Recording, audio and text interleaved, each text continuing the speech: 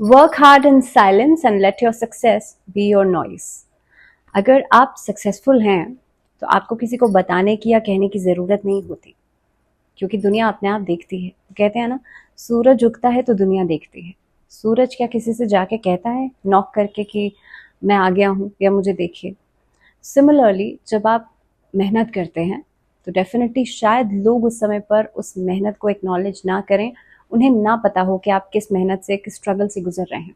लेकिन जब आप उस मुकाम तक पहुंच जाते हैं तो दुनिया को बताने की ज़रूरत कभी भी नहीं होती।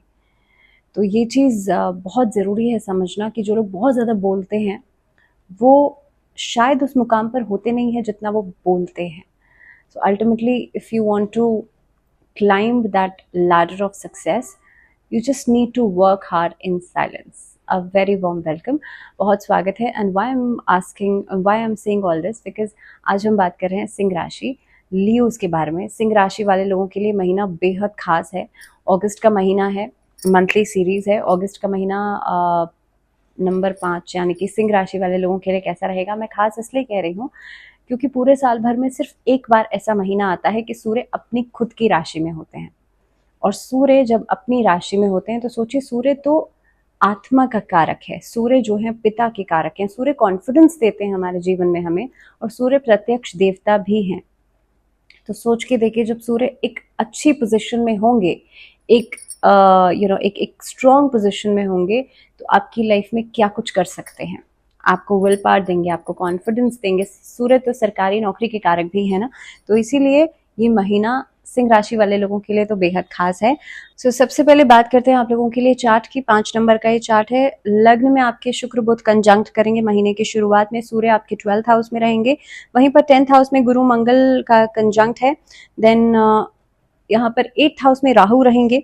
राहु पूरे महीने इसी राशि में यहीं पर ही रहने वाले हैं, 8th हाउस में ही रहेंगे। वहीं पर शनि जो है वो 7th भाव में रहेंगे, वक्री होकर के 29 जून को वक्री हुए थे। केतु जो है राहु के ऑपोजिट 2nd हाउस में रहने वाले हैं। और इस वीडियो को आप चंद्र राशि से देख सकते हैं। तो ये कुछ प्लानिटरी पोजीशंस हैं। अब क्या क्या बदलाव इस महीने में होने वाले हैं, तो 16 अगस्त को सूर्य ट्रांजिट करेंगे लियो में और आपके लग्न में आ जाएंगे। उसके बाद 25 अगस्त को शुक्र जो है वो वर्गो में चले जाएंगे। बुध शुक्र का कंजंक्ट खत्म हो जाएगा। मंगल जो है वो 26 अगस्त को जेमिनी में चले जाएंगे। यहाँ पे गुरु मंगल का कंजंक्ट टूटेगा। और 22 अगस्त को जो मर्करी है यानी कि जो बुध है वो वक्री हो जाएंगे, रेट्रोग्रेड हो जाएंगे। तो सबसे पहले बात करते हैं आप लोगों के लिए कार्यक्षेत्र कैसे प्रभावित होगा। तो नवम भाव के जो स्वामी है मंगल, वो आपके लिए 10th हाउस में रहेंगे। कार्यक्षेत्र के स्थान पर जब मंगल गुरु दोनों का कंजंक्ट होगा तो यहाँ पर नौकरी में तरक्की के योग बनते हैं, आगे बढ़ने के योग बनेंगे। साथ ही में मंगल क्योंकि एक अग्नि तत्व का प्लैनेट है, एक आक्रामक प्लैनेट है, वहीं पर देवगुरु बृहस्पति भी बैठे हैं, तो आपके लिए कई सारी अपॉर्चुनिटीज लेकर के आएंगे देवगुरु बृहस्पति। और साथ ही में मंगल गुरु का कॉम्बिनेशन अच्छा माना जाता है, तो इसीलिए ये जो समय रहेगा आगे बढ़ने के लिए, काम में एफर्ट्स लगाने के लिए बहुत अच्छा समय रहेगा। इसके बाद शनि की अगर मैं स्थिति देख रही हूँ तो शनि 7th भाव के लॉर्ड हैं और 7th भाव में ही बैठे हैं, 7th भाव में वक्री अवस्था में रहेंगे। अब यहाँ से व्यापार को लेकर के कुछ चीजें खराब जा सकती हैं। व्यापार को लेकर के आप अचानक से कोई इन्वेस्टमेंट करते हैं, यहाँ पर प्रॉब्लम आ सकती है।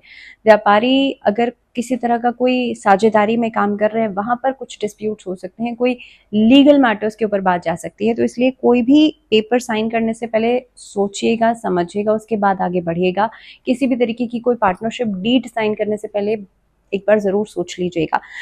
दूसरी बात, यहाँ पर लगभग जब तक सूर्य का ट्रांजिट नहीं हो जाता उससे पहले पहले नौकरी में प्रमोशन थोड़ा सा अटका हुआ नजर आता है, लेकिन उसके बाद जब सूर्य चले जाएंगे आपके लग्न में, उस समय पर नौकरी में प्रमोशन मिलेगा, आपको आगे बढ़ने के मौके मिलेंगे, इंक्रीमेंट्स हो सकते हैं, कॉन्फिडेंस आपके लिए बहुत अच्छा होगा, सरकारी पक्ष से लाभ हो सकता है, सरकारी नौकरी मिल सकती है, सरकारी नौकरी में प्रमोशन हो सकता है। इसके अलावा एक और चीज, जो लोग सीनियर सिटीजन हैं उन लोगों के लिए इस अवधि में प्रोविडेंट फंड या सरकार की तरफ से अगर कोई पैसा मिलना है तो वो चीजें मिल सकती हैं, तो आपको वहां से लाभ आता हुआ नजर आता है।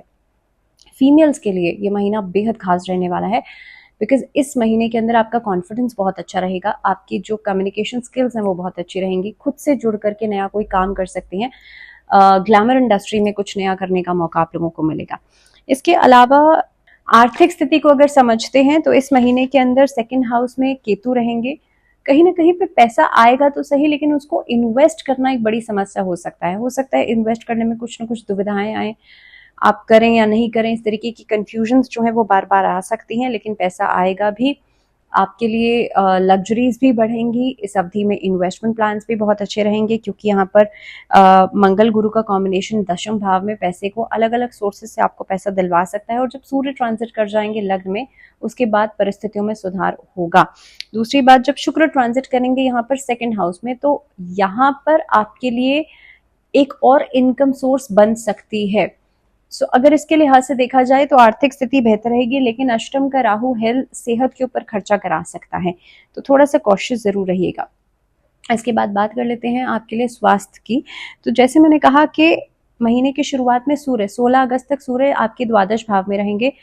हाई फीवर, हाई टेम्परेचर या कहीं ना कहीं पे आपको मानसिक तनाव या मानसिक दबाव जैसी समस्याएं आ सकती हैं, कॉन्फिडेंस में कमी की वजह से, क्योंकि सूर्य महीने की शुरुआत में तो द्वादश भाव में है, तो जब तक ट्रांजिट नहीं कर जाते लग्न में तब तक थोड़ी सी इस तरह की समस्याएं आ सकती हैं। अंडर कॉन्फिडेंट आप हो सकते हैं किसी न किसी चीज के लिए। इस महीने के अंदर जितना हो सकता है आदित्य हृदय स्तोत्र का पाठ जरूर कीजिएगा, टिल एटलीस्ट 16 अगस्त तक तो जरूर कीजिएगा।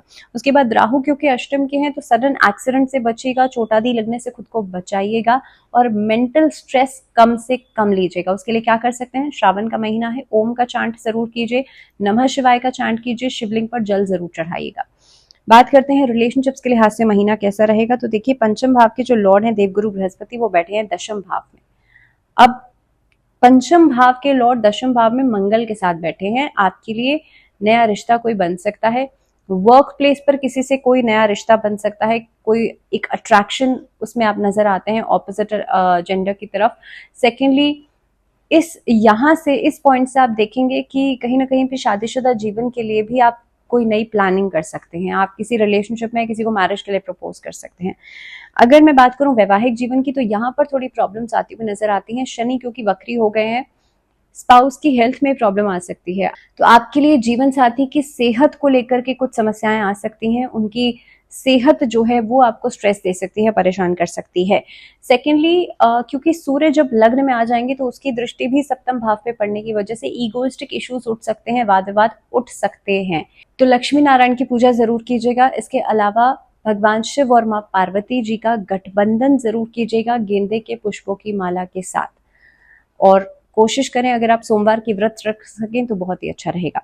अब बात करते हैं आप लोगों के लिए पारिवारिक जीवन के लिहाज से महीना कैसा रहेगा। केतु जब तक सेकंड हाउस में है, पूरे महीने सेकंड हाउस में ही रहने वाले हैं।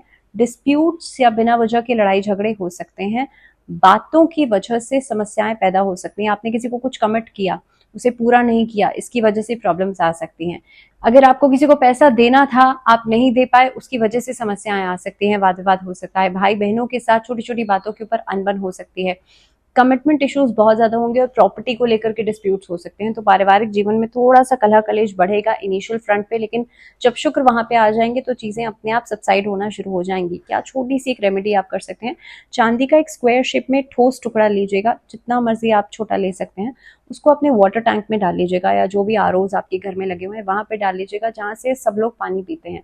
यू विल सी के सबका मन शांत रहेगा। और इस महीने के अंदर शिवलिंग पर बिल्व पत्र जरूर चढ़ाइएगा और नमः शिवाय का जाप जरूर कीजिएगा, स्थितियां सामान्य रहेंगी। और हो सके तो शिव परिवार की एक प्रतिमा अपने घर में ला करके स्थापित जरूर करें श्रावण मास में। बात कर लेते हैं अब स्टूडेंट्स के लिए महीना कैसा है। तो देखिए, स्टूडेंट्स के लिए अगर बात की जाए तो पंचम भाव के लॉर्ड मैंने कहा दशम भाव में बैठे हैं, देवगुरु बृहस्पति हैं, तो आपके लिए किसी नए कोर्स में आप एनरोलमेंट करा सकते हैं, बाहर जाकर के पढ़ाई कर सकते हैं, उच्च शिक्षा की प्राप्ति कर सकते हैं। इस अवधि में आपके मेंटोर्स आपको पूरा बैकअप सपोर्ट देने वाले हैं। तो कुल मिलाकर के ये महीना बहुत अच्छा है, और आपका एक जो पराक्रम है पढ़ाई के लिए, यानी कि जो एक हार्डवर्क है, वो साफ दिखाई देगा।